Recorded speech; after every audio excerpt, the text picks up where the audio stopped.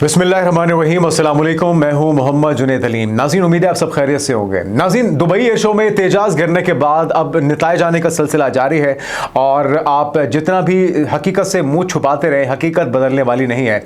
वैसे तो एक अफसोसनाक वाक़या था, एक पायलट की जान गई है और हमने जो उनकी फैमिली थी, लवाहिकीन थे, उनके साथ भी यकजहती का इजहार किया।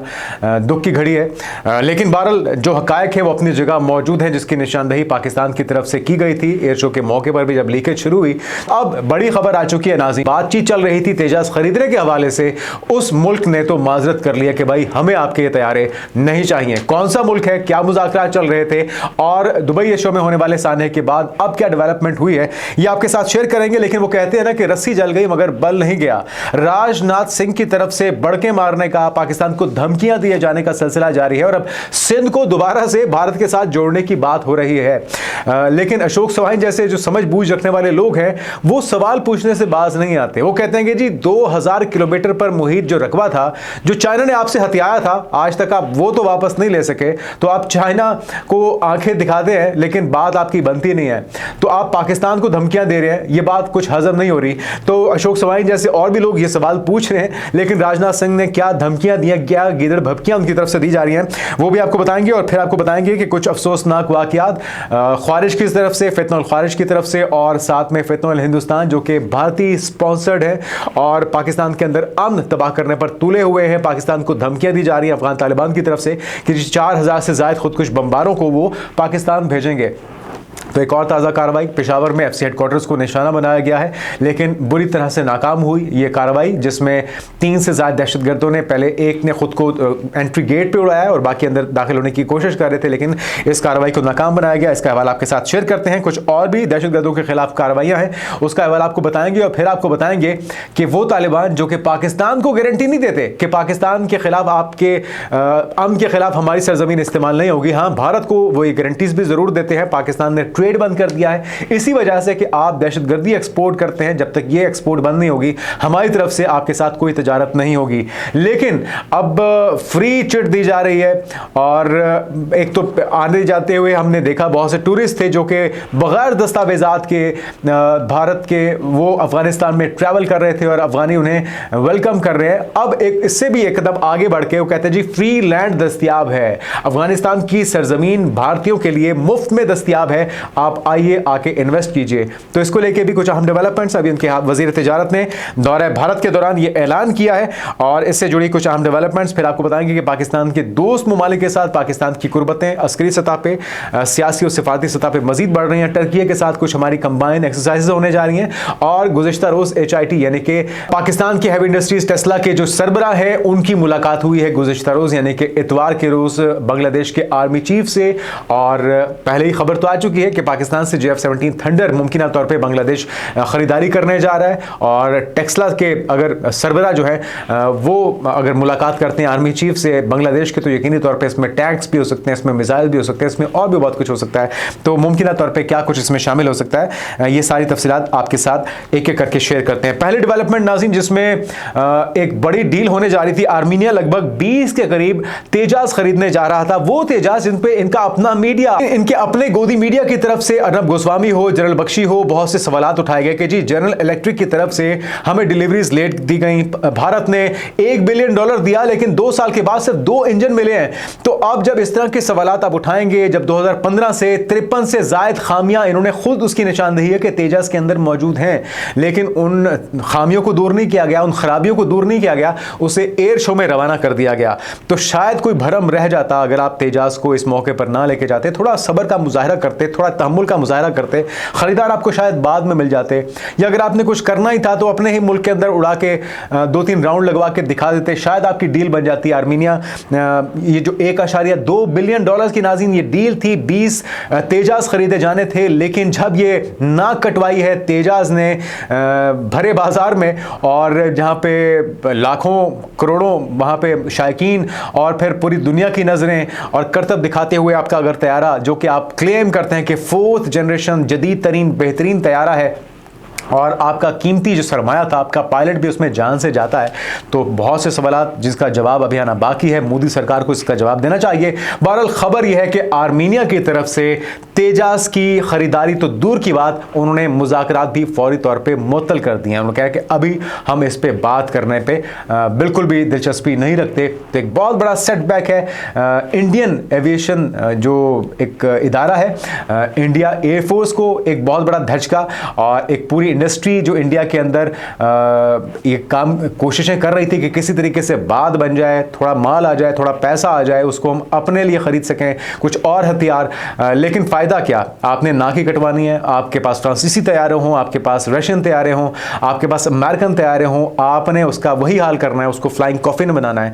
और अल्टीमेटली उसका नतीजा नाज़रीन, पहला नतीजा आ चुका है। आर्मीनिया की तरफ से माजरत कर ली गई है। वो कह रहे हैं कि हमें आपके ये तैयारे कबूल नहीं है, हमें आपके तैयारी खरीदने में कोई दिलचस्पी नहीं है। लेकिन मैं ना मानूं की रट बरकरार रखते हुए भारत की जो भाजपा सरकार है उनके करता धरता है। एक तो उनके लेफ्टिनेंट जनरल की तरफ से गुज़श्ता रोज़ मीडिया से गुफ्तगू करते हुए कहा गया कि जी अब तो रिवर क्रॉसिंग होगी, अब तो हम पाकिस्तान का कोई हिस्सा हथियाएंगे, अब तो ऐसा बात बनेगी नहीं है, वरना ये पाकिस्तान मानता नहीं है। भाई पूरी दुनिया मान रही है कि पाकिस्तान ने जंग जीती। अब तो फ्रांसीसी कमांडर की तरफ से, जिनके तैयारे आपने गिरवाए, जिनके स्टॉक मार्केट में शेयर्स गिरे, अब वो फ्रांस के कमांडर्स ये कह रहे हैं, जो कमांडर लियोने कि पाकिस्तान ने ये जंग जीती थी अपनी सलाहियतों की वजह से, चाइनीज हथियारों या चाइनीज तैयारों की वजह से नहीं। अब तो वो भी कहने पर मजबूर हो चुके हैं, लेकिन आप उसको भी झूठी खबरें कह के प्रोपेगेंडा करते हैं। तो अशोक स्वाइन की तरफ से नाज़रीन ये कहा गया कि जी राजनाथ सिंह की तरफ से बड़े ही गुरूर के साथ कहा जा रहा है कि जी सिंध को शामिल कर लिया जाएगा। आप जरा अपने गिरबान में झांकिए, पहले तो सुनिए कि राजनाथ सिंह क्या क्या कह रहे हैं। मेरे बहनों भाइयों, यह भारत का हिस्सा भले ही न हो, लेकिन सभ्यतागत रूप से सिंध हमेशा भारत का हिस्सा रहेगा। और जहां तक जमीन की बात है तो बॉर्डर्स तो बदल सकते हैं, क्या पता कल को सिंध भारत में फिर से वापस आ जाए। लेकिन सिंध के हमारे लोग लेकिन सिंध के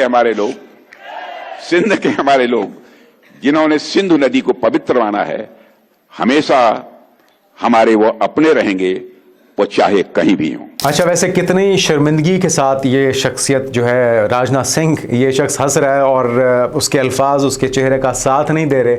उसको खुद भी पता है कि जो बात मैं कर रहा हूँ ये मुमकिन नहीं है। अभी इस वक्त तो आपको अपनी इज्जत बचानी है, अभी तक वो आपको अपने उस शर्मिंदगी को ख़त्म करना है, उस कटी हुई नाक को दोबारा जोड़ना है जो मई के महीने में पाकिस्तान ने काटी है। अपने से कई गुना छोटे मुल्क से आपने जिस तरह से थप्पड़ खाए हैं, जिस तरह से मार खाई है, जिस तरह से फैटी खाई है, और इसका इजहार सिर्फ हम नहीं कर रहे, पूरी दुनिया का मीडिया कर रहा है। डोनाल्ड ट्रंप, दुनिया की सुपर पावर का सदर, लगभग 60 बार से ज़ायद बार इस चीज़ का इजहार कर चुके हैं कि नरेंद्र मोदी ने मिन्नतें तरले किए थे कि जंग रुकवाइए, और इस जंग का वो क्रेडिट भी लेते हैं। कभी 6, कभी 7, कभी 8 तैयारी गिरने की बात करते हैं फ्रांसीसी कमांडर्स की तरफ से। इनके अपने ताशी, इनके अपने सुब्रमण्यम स्वामी हो गए, इनके अपने चीफ्स हो गए, सर्विस चीफ्स हो गए, जनरल अनिल चौहान की तरफ से, और आप गिनते जाइए, एक लंबी फहरिस्त है जिन लोगों ने खुद इस क्लेम को हकीकत माना है कि इनके तैयारे गिरे, इनको शिकस्त हुई, इनकी ना कटी। लेकिन अगर कोई नहीं मान रहा तो भाजपा सरकार और उनके चंद करीबी जो यूं कह लीजिए कि बेनिफिशरीज हैं, सिवाय उनके पूरी दुनिया इस हकीकत से अब आशना हो चुकी है और इसको मानने पर भी तैयार है। लेकिन नाज़रीन, हमें अफसोस के साथ कहना पड़ता है, अफगानिस्तान इस दुश्मन के साथ खेल रहा है या उसकी गोद में जाकर बैठा हुआ है जो कि अपना भी सगा नहीं है, जो अपनी अक़लियतों को हुकूक नहीं देता। अफगानिस्तान उनके लिए फ्री लैंड मुहैया कर रहा है और उनको ये ऑफ़र की गई है अफगानिस्तान की तरफ से। और इस ऑफ़र से मुतल्लिक तफसीलात आपके साथ शेयर करते हैं। पहले आपको खबर देते हैं फितना उल ख़ारिज, फितना हिंदुस्तान की पाकिस्तान में एक बड़ी कार्रवाई, पेशावर में FC हेडक्वार्टर को निशाना बनाने की नाकाम कोशिश, जिसमें बताया गया है कि 3 से ज़्यादा कीमती जाने जा चुकी हैं, इसमें कई जख्मी भी हुए हैं। और सुबह 8:10 पर यह वाक़या पेश आया है। तफसीलात आपके साथ शेयर कर देते हैं। पेशावर में फेडरल कांस्टेबलरी हेडक्वार्टर पर दहशतगर्दों का नाकाम हमला, और इस दौरान 3 खुदकुश हमलावर हलाक हुए, जबकि 3 FC एहलकारों ने भी जाम शहादत नोश किया है, जो कि इस वक्त जब यह हमला हुआ है गेट के ऊपर सिक्योरिटी सरंजाम दे रहे थे। तो हमले के बाद सुनहरी मस्जिद रोड को ट्रैफिक के लिए बंद कर दिया गया, ट्रैफिक को सदर रूट की जानिब मोड़ दिया गया है। 3 खुदकुश हमलावरों ने फेडरल कांस्टेबलरी पर हमला किया, एक ने गेट पर खुद को धमाके से उड़ाया, 2 अंदर दाखिल हुए हैं। जैसे ही अंदर दाखिल हुए हैं, फोर्सेस जो करना थी उन्होंने फौरी तौर पर उन्हें जहन्नुम वासिल किया है और तीनों ये मारे गए हैं।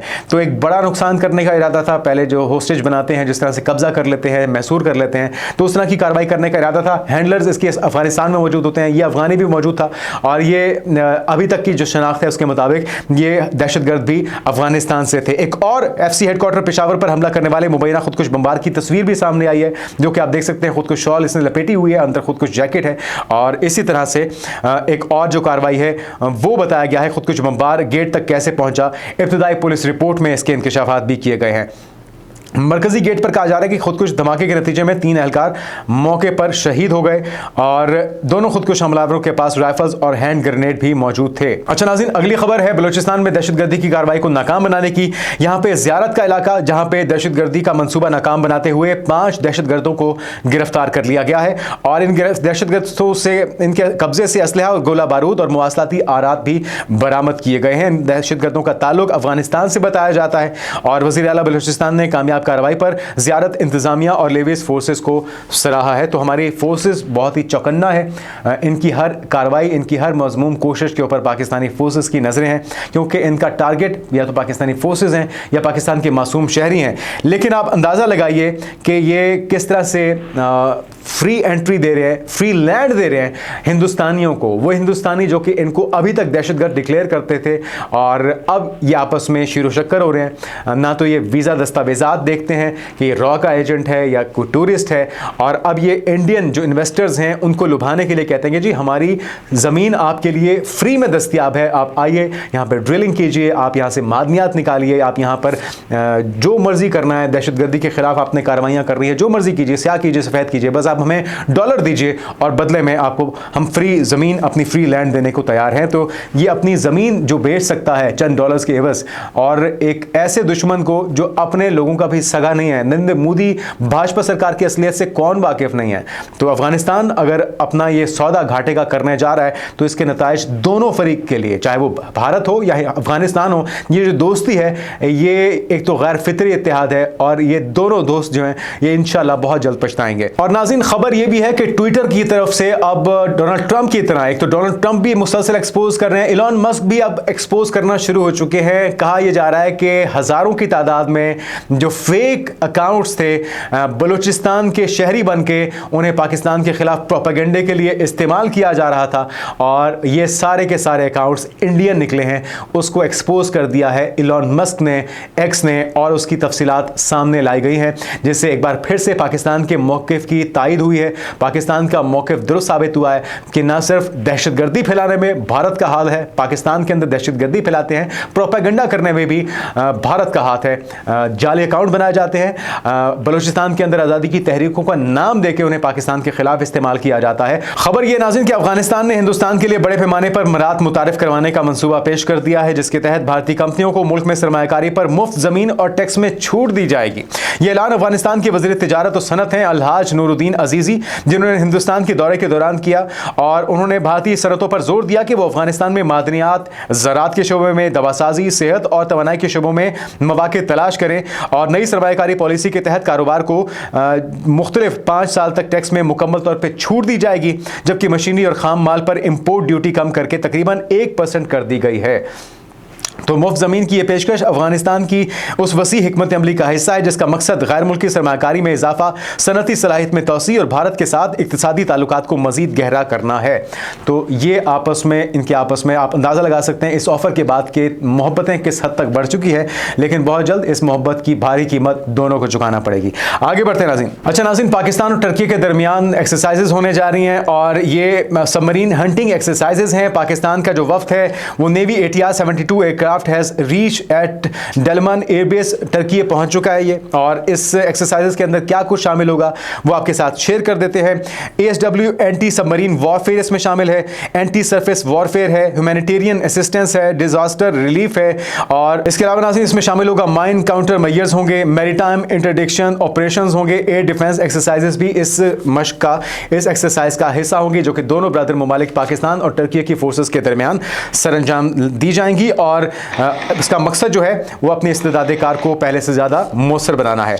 एक और बड़ी पेशरफ्त है, और जिस तरह से हमने आपको खबर दी थी कि पाकिस्तान की तरफ से अपने दोस्त मुल्क को JF-17 थंडर देने का ग्रीन सिग्नल दे दिया गया है, और अजरबैजान के बाद अब अगला जो मुल्क है मुमकिन तौर पर या बांग्लादेश हो।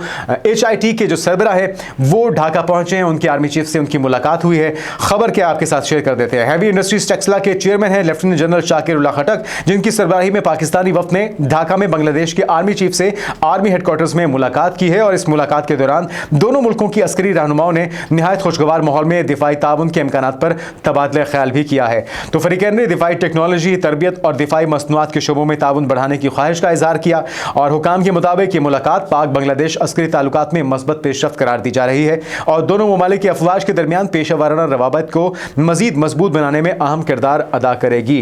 तो ये जो कुर्बतें हैं यकीनी तौर पे ये पाकिस्तान ने अपनी जंग के मैदान में जो सलाहियतें दिखाई हैं ये उसका एतराफ़ है, और पाकिस्तान के साथ लोग ताल्लुकात बढ़ाना चाहते हैं अस्करी सतह पे, सिफारती सतह पे, सियासी सतह पे, और पाकिस्तान खुले दिल से उन तमाम दोस्त ममालिक को वेलकम कर रहा है। पाकिस्तान को इसमें कोई एतराज़ नहीं है। और नाज़रीन, आखिर में जाते जाते आपको एक अच्छी खबर देते हैं खेल के मैदान से। पाकिस्तान राइजिंग स्टार्स का फाइनल मुकाबला जो कि सनसनीखेज साबित हुआ है, पाकिस्तान और बांग्लादेश की टीमों के दरमियान ये मुकाबला था जिसमें सुपर ओवर में बात गई। दोनों ने अपनी पूरी जान मारी, दोनों ही दोस्त भाई ममालिक थे, और दोनों के जो यंग टैलेंटेड प्लेयर्स हैं वो यकीनी तौर पे एक ब्राइट फ्यूचर की निशानदही करते हैं, और आने वाले वक्त में जल्द ही इन स्टार्स को आप पाकिस्तान की टीम में भी देखेंगे। और उन्होंने जिस तरह से अपनी सलाहियतों का लोहा मनवाया है, तीसरी बार ये राइजिंग स्टार्स का टाइटल अपने नाम किया है, और पूरी पाकिस्तानी कौम की तरफ से ज़बरदस्त परफॉर्मेंस पर मुबारकबाद उन्हें दी जाती है। और साथ में अगर पाकिस्तानी टीम की बात की जाए तो उनकी तरफ से भी एक के बाद एक कामयाबी का सिलसिला जारी है। ट्राई नेशन सीरीज चल रही है पाकिस्तान, श्रीलंका और जिम्बाब्वे के दरमियान, उसमें भी पाकिस्तान फतवाहत अपने नाम कर रहा है। तो हम उम्मीद करते हैं ये फतवाहत का सिलसिला आने वाले दिनों में भी यूं ही जारी रहेगा। मजीद अपडेट्स आप तक शेयर करते रहेंगे। अपना ख्याल रखिएगा। अल्लाह हाफिज़।